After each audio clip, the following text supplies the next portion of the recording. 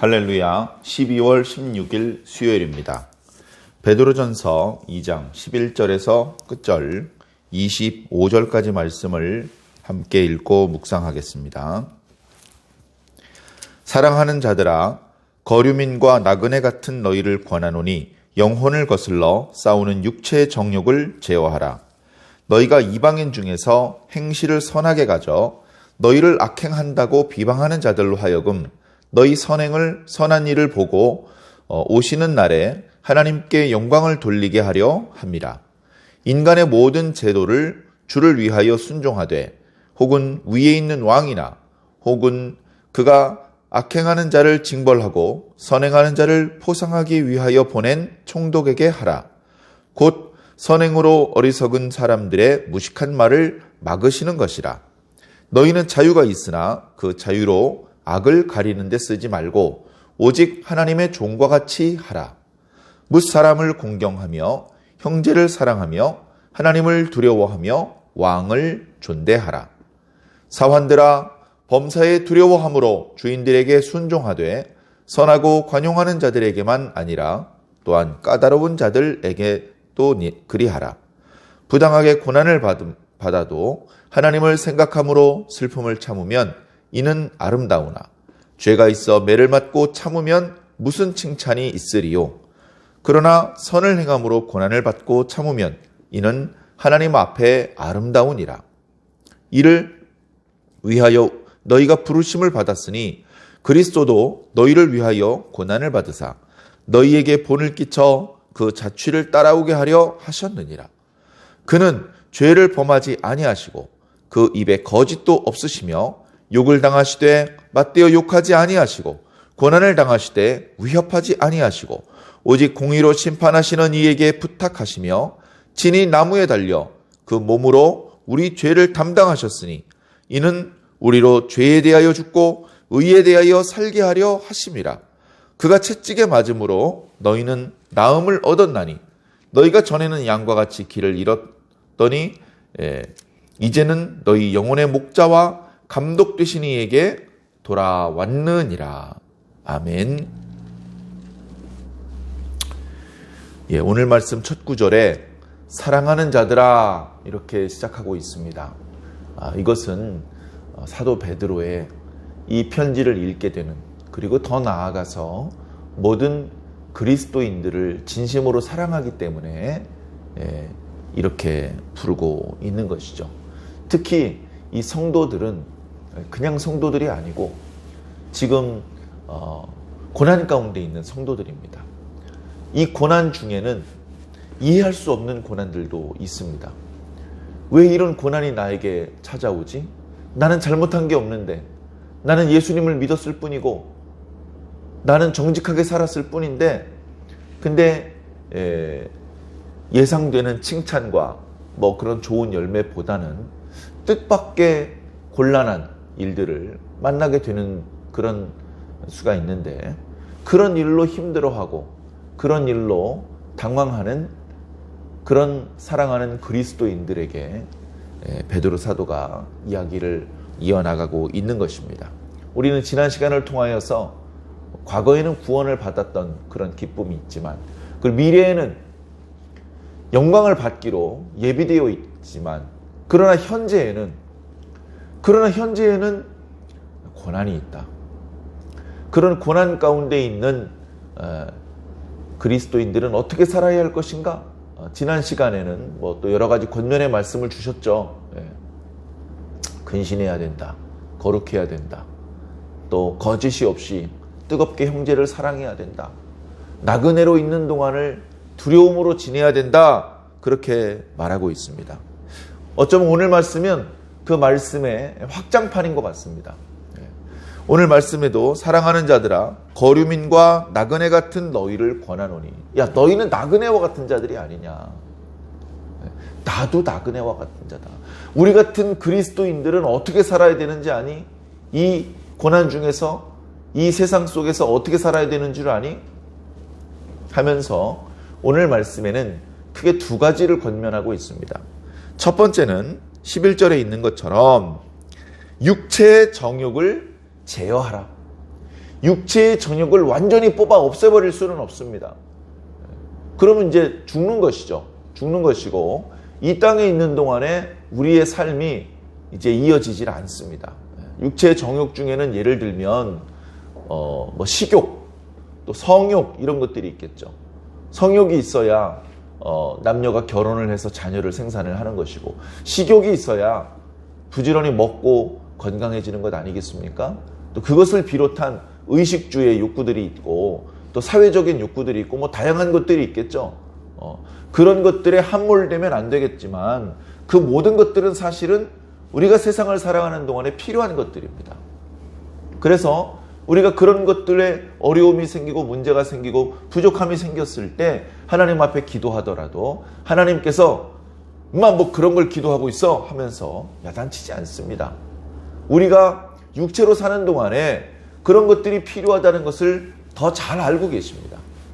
그래서 때로는 날마다 그것만 목을 매면 안 되겠지만 때로는 우리가 그런 부분에 있어서도 하나님 앞에 기도할 수 있는 것입니다. 그런데 그런 것들은 컨트롤이 필요합니다. 육체의 정욕이 있는데 그것이 도를 넘으면 안 된다. 사도 바울의 글에는 육체의 정욕과 성욕의 소욕, 육체의 소욕과 성령의 소욕이 마음속에서 다툰다. 그 다툼이 계속 길어지면 너희들이 원하는 것을 할 수 없게 된다.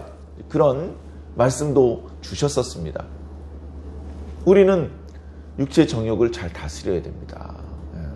육체의 정욕이 다스려야 된다는 말씀 속에는 한번 잘 다스려 놓으면 평생 편안하다가 아니고요.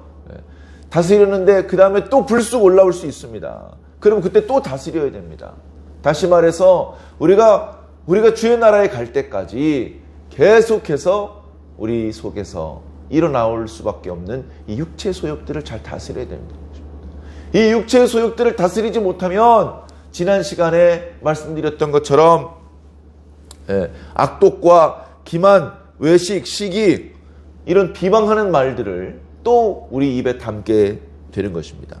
그리고 그전 시간에 말씀드렸던 것처럼 우리가 다시 주님을 만나기 전에 주님을 믿기 이전에 사욕을 따르던 모습으로 돌아갈 수밖에 없는 것입니다. 그렇게 되지 않기 위해서 우리는 계속해서 육체의 소욕을, 이 정욕을 다스려 나가야 합니다. 자, 그것으로 끝나는 게 아닙니다. 두 번째, 너희는 행실을 선하게 가지라 라고 말하고 있습니다. 12절에 선을 행하라. 너무나 상식적인 얘기죠. 우리가 예수님 만나기 전부터도 착하게 살아라, 선을 행하라는 얘기는 귀에 못이 박히게 들었습니다. 우리가 예수님 믿고서 오히려 우리가 구원받는 것은 선을 행하기 때문에 구원받는 것이 아니다라는 가르침도 받았습니다. 우리의 구원은 선행, 우리의 행위의 옳음, 우리의 공로, 그걸로 가는 게 아니다. 예수님의 공로로 가는 거다. 예수님을 믿는 믿음으로 가는 거다. 그렇게 배웠습니다. 이런 것들을 강조하다 보니 거꾸로 선행은 불필요하구나. 그런 생각을, 그런 어리석은 생각을 먹을 수도 있을 것 같습니다. 그러나 그렇지 않습니다.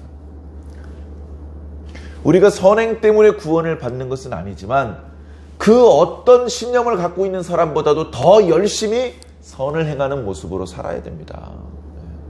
특히 이방인 중에서 행실을 선하게 가지라, 또 이런 표현을 하고 있습니다.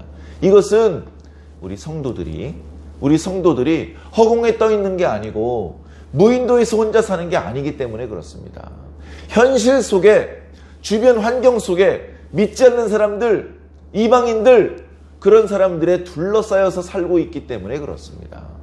자, 믿지 않는 사람들에 둘러싸여 살고 있는데 우리가 선을 행하지 않는다, 신앙이 없는 사람과 똑같이 행동을 한다, 그러면 똑같은 잘못을 저질렀더라도 신앙을 하고 있는 우리가 더 욕을 먹게 됩니다. 우리만 욕을 먹는 것이 아니고 우리 때문에 우리의 주님께서도 욕을 먹게 되시는 것이죠. 그렇게 되면 안 됩니다. 그래서 우리가 이 선행의 공로 때문에 구원을 받게 되는 것이 아니라 할지라도 우리는 무조건 선한 모습으로 살아야 되는 것입니다. 자, 말씀을 보면 악한 자들이 우리를 보고 있습니다. 악한 자들이 잘 알지도 못하면서 우리가 악행을 한다고 말하고 있습니다. 초대교회 때 사람 고기를 뜯어먹고 사람의 피를 마신다는 그런 루머 아닌 루머가 돌기까지 했었죠. 그리스도인들은 나쁜 놈들이다. 그리스도인들이 로마에 불을 질렀다. 뭐 이런 얘기도 있었습니다. 실제로 저지르지 않은 잘못까지 누명을 쓰기 쉬운 것이 우리들의 현실인 것입니다. 이런 고난은 우리가 잘못해서 당하는 고난이 아니기 때문에 억울하죠. 자, 억울하더라도 우리는 우선은 어떻게 해야 되느냐? 우리의 육체의 정욕을 정욕한 다스리고 있는 상태에서 선을 행해야 됩니다. 이방인들 앞에서 선을 행해야 됩니다. 외식하라는 말이 아닙니다. 진짜로 선한 마음으로 선하게 살아야 됩니다. 보든지 안 보든지 그냥 선하게 살아야 되는 것이죠. 자, 그렇게 하면 너희의 선한 행실을 그들이 본다 안 보는 것 같아도 믿지 않는 자들은 뭐 하는지 압니까? 우리 믿는 사람들이 그걸 분명히 알아야 돼요. 믿지 않는 자들은요, 믿는 사람들을 보고 삽니다. 믿는 사람들 뭘 보고 살죠? 하나님의 보좌, 예수님이 십자가 보고 삽니다. 자기가 뭘 보고 사는지를 몰라요. 믿지 않는 자는요, 믿는 자를 보고 삽니다. 그래서 잘하면 원래 그래야 되는 줄 알고요, 잘 못하면 2배나 욕을 합니다. 자, 그렇게 욕을 하던 사람도 오시는 날 하면서 이제 나나주에 심판하시는 날이라고 이렇게 표시가 되어 있는데, 하나님께서 다시 오시는 날, 세상에 방문하시는 날, 놀러 오시는 게 아니죠. 당신의 백성들은 구원하시고 그 나머지에게 심판과 재앙과 저주를 쏟으시는 날, 그날 하나님께 영광을 돌리게 하려 합니다. 이거 예수님께서 주셨던 말씀 아닙니까? 우리가 좋아하는 예수님 말씀, 마태복음 5장 16절, 20절 뭐 이런데, 너희의 착한 행실을 보고 하나님께 영광을 돌리게 하라. 그냥 애지간한 착한 행실로는 안 돼요. 야, 저 사람들 보니까 하나님이 살아계신가 봐. 예수님이 좋은 분은 좋은 분인가 보다야. 우리 교회가 들어오고 우리 교회 예수 믿는 사람이 많아지더니 동네가 골목이 깨끗해졌어. 동네가 환해졌어. 교회가 좋긴 좋은가비요. 예수님이 좋은 분은 좋은 분인가비요. 이런 말을 듣게 하려면 얼마나 노력을 해야 되겠습니까? 어쩌다 반짝해가지고 될 일이 아니죠. 쉽지는 않을 일이겠지만 우리가 우리 하나님께서 더 큰 영광을 받으시게 하기 위해서라도 절대 잊어서는 안 되는 모습일 것입니다. 자, 이방인들 중에서 행실을 선하게 가지라. 이것을 조금 더 구체적으로 또 말씀해주고 있습니다. 13절부터 말씀을 보면 인간의 모든 제도를 순종하라. 사회 제도에 순종하라. 세상 권세에 복종하라. 이런 말입니다. 주님의 권세에나 복종해. 세상 권세 뭐하러 복종하니? 너 세상 새끼니? 세상의 자녀니? 그렇게 지나치게 생각할 필요 없습니다. 오늘 말씀에 분명히 뭐라고 말씀하셨냐면 주를 위하여 세상의 제도에 순종하라. 주를 위하여 하는 것이다. 물론요, 세상의 제도에 순종하라고 해서 불합리한 그런 것에 순종하는 것은 아닙니다. 세상의 통치자들이 신사참배해라 그런 말까지 순종하면 안 됩니다. 세상의 위정자들이 포괄적 차별금지법을 수용해라 이런 말까지 무비판적으로 순종하라는 말씀이 아닙니다. 세상의 위정자들도 그들이 너희와 똑같은 신앙이 있든 없든 그들은 본래적인 역할이 권선징악이 아니냐. 주민들 중에서 착한 일을 한 사람은 칭찬해주고 어려운 사람이 있으면 지원해주고 잘못된 일을 행하는 사람은 야단치고 경계하고 계속 잘못을 저지르면 형벌을 가하는 권선징악의 역할을 하고 있는 것이 아니냐. 그런 그들이기 때문에 너희들이 그들에게 순종을 하는 것이 잘못된 것이 아니다. 방역 당국에서 요즘 정부에서 주로 하는 일이 방역이죠. 그 이외의 일들도 시스템이 최소한은 돌아가야 되겠지만 어찌되었건 모든 힘과 또는 에너지를 방역에 쏟고 있습니다. 교회가 야 우리는 하나님 말씀만 들어 방역 당국의 말은 안 들을 거야. 그렇게 말하면 성경에 마스크 쓰란 말이 없는데 그러면 어떻게 할 겁니까? 수고하십니다. 우리 방역 당국에서 애써주시는 분들 또 의료진들 이런 분들 때문에 우리가 그나마 이렇게 방역 모범국이라는 말을 듣고 그나마 최소한의 활동을 하면서도 이렇게 엄청난 확산을 많이 예방을 하고 그렇게 지금 지내고 있습니다. 고맙습니다. 우리 적극적으로 협조하겠습니다. 우리가 할 수 있는 모든 협조를 다 하겠습니다. 이렇게 협조를 해야 되는 것이죠. 그것은 주님을 위해서 그렇게 하는 것이고 우리를 위해서도 그렇게 하는 것입니다. 자, 로마에는 왕이라고 하지 않고 황제라고 보통 얘기를 하죠. 특히 제정시대에. 그런데 이제 여기서는 그냥 왕이라고 그렇게 표현하고 있습니다. 인간의 모든 제도를 주를 위하여 순종하되 혹 위에 있는 왕이나 혹은 왕이 권선징악을 위해서 보낸 총독에게 각 지역에 총독이 있죠. 예수님 당시 때 빌라도가 있었고 그런 총독들에게 순종하라는 겁니다. 이것이 사랑하는 자들 현실 중에 억울하고 애매한 고난을 당하고 있는 성도들을 향한 선배 베드로 사도의 자상한 사랑이 가득 담긴 권면인 것이죠. 자, 이어지는 말씀들도 계속 보겠습니다. 자, 이런 선행으로 어리석은 사람들의 무식한 말을 좀 막는 것이다. 어리석은 사람의 무식한 말을 니들 말하거나 말거나 니들이 무식한 소리 해봤자 니들이나 무식한 거지 난 하나도 손해 안 봐. 그렇게만 생각하지 마세요. 왜냐하면 우리는 그 사람들 중에서도 몇몇을 또 구원해내야 되기 때문에 그렇습니다. 그 어리석은 자들, 무식한 말을 하는 사람들은 다 지옥 백성이냐면 그렇지 않거든요. 예수 믿는 사람들에 대한 오해, 그런 것들이 너무 퍼지면 전도의 길이 막혀버리잖아요. 하나님께서 영광을 못 받으시잖아요. 그러니까 그런 말이 막 퍼지게 내버려 두면 안 됩니다. 그런 말이 퍼지는 데에는 우리 주님을 믿는 성도들이 뭔가 잘못 살고 있는 면이 있기 때문이기도 하기 때문에 그런 상황이 계속 확산되도록 내버려 두어서는 안 됩니다. 16절에 너희에게 자유가 있지만 이 자유로 너희의 악행을 합리화시키는 데 쓰지 마라. 너희에겐 자유가 있지만 하나님의 종으로서 살아라. 종으로 살아라. 종으로.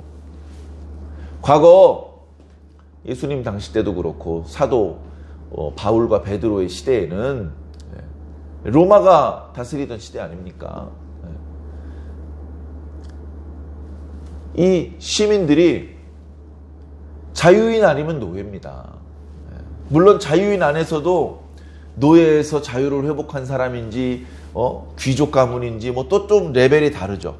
노예도 또 이렇게 자유인에 가깝도록 이렇게 많이 배려를 받고 있는 노예인지 아주 혹독한 상황 속에서 힘든 일을 해야 되는 노예인지 또 거기서도 많은 구분이 있겠지만 크게는 자유자냐 노예냐 크게는 그 두 가지입니다. 그래서 이런 표현을 주고 있는 것인데요. 우리가 실질적으로는 자유자입니다. 이것은 사회적으로 자유자라는 뜻이 아니죠. 영적인 의미에서 자유자입니다. 죄의 종이 아니고 자유자죠. 오히려 자유자 중에 최고의 자유를 가지고 있는 황제는 죄의 노예입니다. 자, 그러나 우리는 죄의 노예가 아니고 죄에 대해서는 자유자지만 하나님께 대하여는 종이다. 하나님의 종으로 살아라. 하나님의 뜻대로 살아야 되는 것이죠. 내 주권대로 내 맘대로 사는 것이 아니고 나의 주인 되신 하나님의 뜻을 살펴야 되고 그분의 말씀에 따라야 되는 것이죠. 그렇게 살아야 됩니다. 그 뜻은 무엇이냐? 17절에 무사람 모든 사람들을 공경해라. 모든 사람들을 남자도 여자도 어린이도 공경해라. 그리고 형제를 사랑해라. 그 다음에 하나님을 두려워하라. 왕을 존대하라. 왕을 존대하라는 표현은 무사람을 공경하라는 표현과 동일한 단어를 쓰고 있습니다.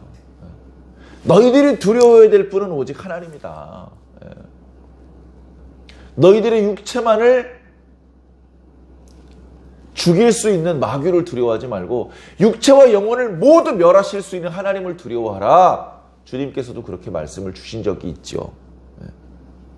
진정 하나님을 두려워하고 하나님을 경외한다면 하나님 이외의 세상의 지도자들이 무섭지 않습니다. 그러나 하나님 뜻 안에서 그들을 공경하고 존대하는 것이 그것이 덕이 된다는 그런 말씀입니다. 자, 이어지는 말씀 사환들아 라고 표현하고 있는데 종들이죠. 금방 이 시대에는 자유자 아니면 종이라고 말씀드렸잖아요. 자, 종들에게 주시는 말씀입니다. 종들 중에서도요 예수 믿는 그리스도인들 많이 있습니다. 분명히 그리스도인인데 분명히 영적으로는 자유자인데 사회적으로는 노예인 상태에 있는 너희들아. 그러니까 이 사람들은 주인을 상대를 할 때 지혜롭게 잘 상대를 해야 되겠죠. 주인을. 자, 어떻게 해야 됩니까? 주인들에게 복종해라. 어떤 주인에게 복종할까요? 선하고 관용하는 주인한테만 복종하면 돼. 아니요. 까다로운 주인들한테도 복종을 해야 된다. 열심히 수고하면 아이고 수고했네 좀 쉬게. 야 오늘은 고생을 많이 해서 맛있는 음식을 먹게. 이렇게 좋은 주인에게만 존경하고 복종하는 게 아니고요. 아주 괴팍하고 못된 그런 주인들도 많이 있지 않았겠습니까? 그런 주인들의 말에도 복종을 해야 된다는 겁니다. 그것은 주님을 위한 것이고 그것은 어리석은 자의 무식한 말을 막는 것이고 그리고 너희 자신을 위하는 것이기도 하다. 자, 부당하게 고난을 받아도 일반 사람도 부당한 고난이 있는데 노예의 신분에 있는 사람들이 오죽 억울한 그런 부당한 고난이 많이 있겠습니까? 그러나 그런 상황을 당해도 전 그런 잘못 안 했는데요 하면서 시비를 따지려고 하는 모습은 그것은 결코 그 부당함에서 너를 풀어줄지도 못하고 더 힘든 고난으로 스스로 떨어질 수밖에 없다. 부당한 고난을 받았더라도 하나님을 삼각함으로 슬픔을 참으면 그것은 아름다운 것이다. 예를 들어서 20절에 잘못을 저지르고서 매를 맞으면 그 매를 참는들 무슨 보상이 있고 상이 있겠느냐. 그게 뭐 아름답겠느냐. 잘못해서 매 맞은 건데. 근데 잘못을 안 했는데 매를 맞으면 그것은 하나님 앞에서 아름다운 것이다. 자, 어떻게 보면 이런 답답한 모습이 그리스도인들이 취해야 될 모습인 것이죠. 종들만 애매한 고난이 있는 것이 아닙니다. 모든 그리스도인들은 이런 억울한, 부당한, 거의 모든 고난이 부당한 고난이죠. 그런 고난을 당하는 경우가 정말로 많습니다. 이런 경우에 매사에 시비를 따지고 그 부당히 고난을 당한 것에 대하여서 빠져나오고 부당히 욕을 먹은 것에 대해서 오해를 풀고 사과를 받아내고 이럴 수 없습니다. 다툼만 커지고요. 예수 믿는 자들은 말이 많고 예수 믿는 자들은 찔러도 피 한 방울 나오지 않는 놈들이고 믿는 것들이 더해 이런 말이나 듣지 절대 우리 주님이 더 큰 영광을 받으시게 할 수 없습니다. 그렇기 때문에 억울한 부분이 있어도 참아야 되는 것이죠. 우리의 모범 되신 주님은 어떻게 하셨습니까? 자, 21절. 이를 위하여 너희가 부르심을 받았다. 부당한 고난을 당하면서도 참 그런 모습으로 살게 하기 위해서. 이것만이 목적은 아니겠지만 우리가 현재를 사는 동안에 이런 모습을 취해야 될 때가 많기 때문에 이렇게 말씀하시는 것입니다. 그리스도도 너희를 위하여 고난을 받으셨다. 예수님 고난 많이 받으셨죠? 왜 고난 받으셨습니까? 예수님 뭐 잘못한 거 있습니까? 뭐 죄지어서 형벌 받습니까? 예수님이 왜 고난을 받으셔야 됩니까? 예수님께서 고난 받으실 때 아니야 이건 오해야. 난 잘못한 게 없어. 이렇게 해명하셨습니까? 안 하셨어요. 23절에 욕을 당하시되 맞대어 욕하지 않으셨습니다. 고난을 당하셨지만 너희들 나 이렇게 고난을 가하지 너희들이 이제 조금 있으면 저주가 내릴 줄 알아. 뭐 이런 식으로 위협하지 않으셨습니다. 그냥 그 고난을 당하셨습니다. 그저 모든 일을 공의롭게 처리해 주실 하나님께 모든 것들을 부탁드렸습니다. 심지어 예수님께서 십자가에서 죽으실 때 얼마나 억울한 죽음입니까? 예수님 입장에서. 그러나 이건 뭐가 잘못된 겁니다. 저는 제가 죄가 없다는 것을 증명할 수 있는 증거가 있습니다. 재판을 다시 열어주십시오. 이런 얘기하지 않았습니다. 그냥 순하게 도살장으로 끌려가는 양처럼 저항하지 않고 자신의 영혼을 하나님께 부탁드렸습니다. 그런 분을 우리가 주님이라고 한다면, 우리의 스승이라고 한다면 우리 그분을 본받아야 되지 않겠습니까? 그분께서는 죄를 범하지도 않으셨고 그 입술에 거짓도 없으셨지만 친히 나무에 달려서 우리의 죄를 담당해 주셨습니다. 우리가 받아야 될 형벌을 대신 받아 주셨습니다. 그것은 무엇입니까? 우리가 죄에 대하여는 죽고 의에 대하여 살게 하려 하시기 때문에 그렇습니다. 이런 놀라우신 주님의 의도가 있는데도 불구하고 그걸 잊어먹고 사는 경우가 많죠. 그래서 사도 바울은 로마서 16장에 이렇게 말씀합니다. 선한 데는 지혜롭고 악한 데는 미련하기를 바라노라.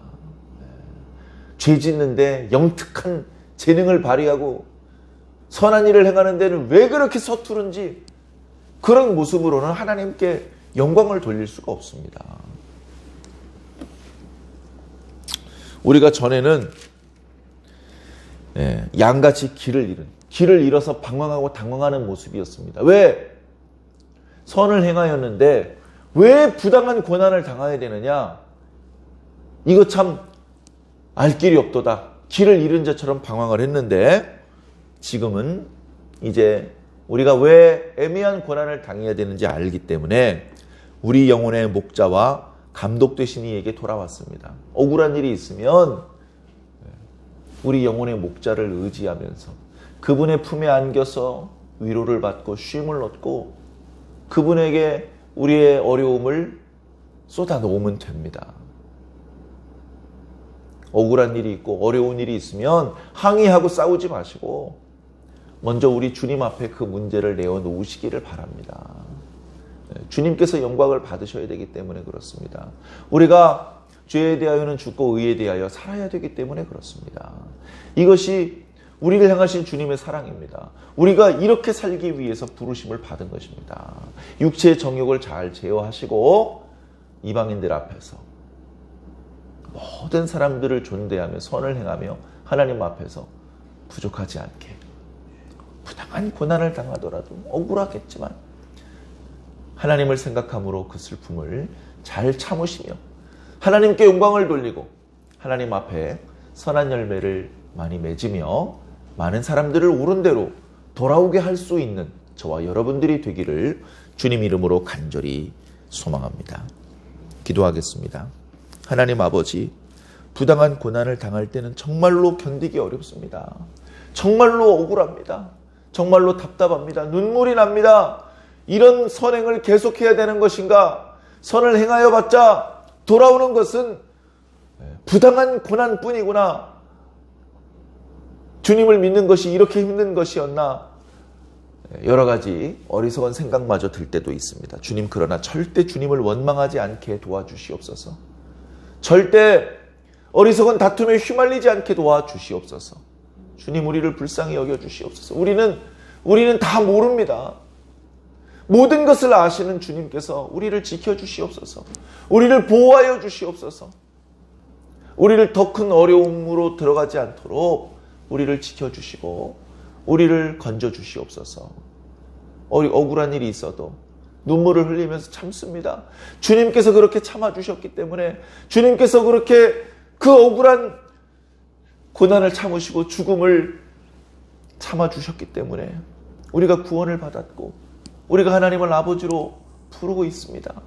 하나님 아버지, 우리가 억울한 이 고난을 참을 때 그때마다 잃어버린 영혼들이 돌아오게 하여 주시옵소서.